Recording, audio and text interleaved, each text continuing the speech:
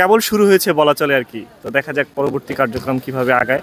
So আমরা observe করতেছি, আর হচ্ছে আমাদের চিন্তাভাবনা আছে যে হচ্ছে আমরা আসলে এই পরিবেশটাকে উৎসবমুখর করার এবং হচ্ছে আসলে ভোটের মতো ভোট হওয়ার আর কি চিন্তাভাবনা আছে। মানে হল রাজনীতি নিষিদ্ধ যে আলাপটা আসতেছে, এটা আসলে মূলত আসতেছে যে আমাদের এখানে হলে একটা ক্রাইসিস আছে, সেটা হচ্ছে সংকটের বিষয়, সিটের সংকট আছে।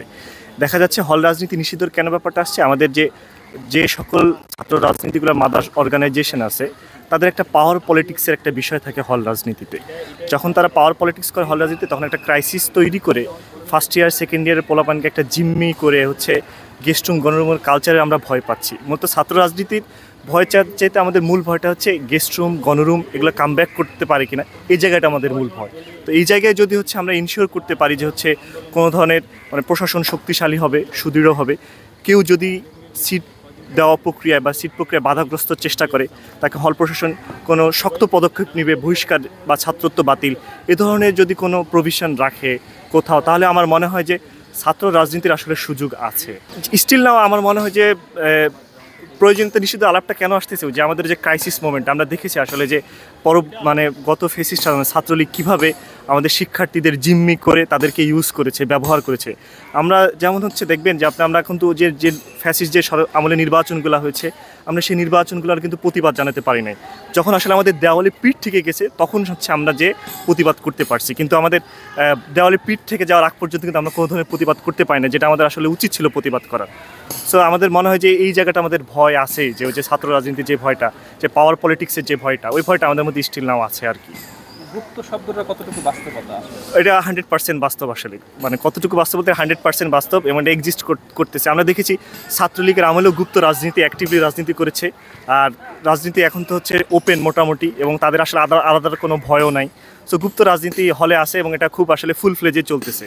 সো এটা আবার হচ্ছে যে ছাত্র রাজনীতি নিষিদ্ধের কথা যখন আমরা বলতেছি, তখন আবার দেখা যাচ্ছে যখন গুপ্ত রাজনীতি তারা তাদের কার্যক্রম চালাচ্ছে, কিন্তু যারা ওপেন রাজনীতি করতেছে তারা আবার তাদের কার্যক্রম চালাতে পারতেছে না, তখন আবার মনে হচ্ছে যে তাহলে তো গুপ্ত রাজনীতি করাটাই মনে হয় ভালো। ওইটা আবার হচ্ছে পলিটিক্যালি ইনকারেক্ট বা পলিটিক্যাল মোরালের এগেনস্টে।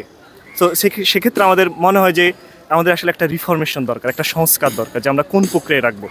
মূল জায়গাটা আমাদের স্টুডেন্টের মেন যে ভয়ের জায়গাটা, সেটা হচ্ছে সিট পলিটিক্স। সিট পলিটিক্স যেন হলে কোনোভাবেই ফিরতে না পারে ছাত্র রাজনীতির নামে।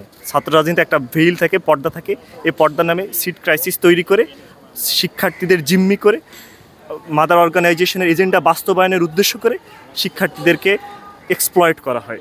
আমরা সবসময় আমরা সিনেটে যখন গিয়েছি তখন আমরা সংস্কারের কথা বলেছি, যে আপনার হচ্ছে যেমন সংস্কারের একটা প্রক্রিয়া প্রথম দিকে যেরকম ছিল হচ্ছে যে হলে ছাত্র রাজনীতি নিষিদ্ধ, বিশেষ করে একাডেমিক কার্যক্রমে নিষিদ্ধ করায়, কিন্তু হচ্ছে সেন্ট্রাল একটা ছাত্র রাজনীতি থাকার একটা বিষয় আমরা সবসময় বলে আসছি।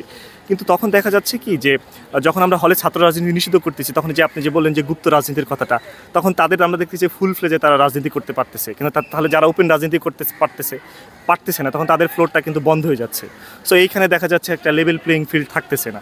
সেই জন্য আমাদের মনে হয় যে আমাদের আরেকটু চিন্তাভাবনা করা উচিত, যারা পলিসি মেকার আছে এবং যারা স্টুডেন্ট পলিটিক্সের সাথে অ্যাক্টিভ আছে, তাদের সবার একসাথে বসে একটা আমাদের যেমন জুলাই ঐক্যমত্য কমিশন বা জুলাই যে কমিশনের যে বিষয়গুলো আমরা সব জিনিস হচ্ছে একত্রিত নেওয়ার চেষ্টা করতেছি। সো সেক্ষেত্রে আমার মনে হয় যে সকল ছাত্র সংগঠন ঢাকা বিশ্ববিদ্যালয়ে অ্যাক্টিভ আছে এবং তাদের মাদার অর্গানাইজেশন যারা হচ্ছে বিভিন্ন সময় সরকারের পাওয়ারে বা বিরোধী দলে ছিল, তাদের হাই কমান্ডদের সাথে বসে যে আমরা আসলে বিশ্ববিদ্যালয়ের ছাত্র রাজনীতির রূপরেখা কীরকমভাবে দেখতে চাই, মানে তাদের থেকে এক ধরনের একটা ডিক্লারেশন নেওয়া, একটা কনসেন্ট নেওয়া যে তোমরা এই জায়গাগুলো করবা না, এই করলে আমরা এই করতে পারবো। এই জায়গাগুলো মনে হয় যে তাদের সাথে সকলের সাথে বসে, যত স্টেক হোল্ডার আছে সবার সাথে বসে একটা শিক্ষার্থীদের জন্য কল্যাণমূলক একটা ছাত্র রাজনীতির ফ্রেমওয়ার্ক আমাদের চিন্তাভাবনা করা উচিত।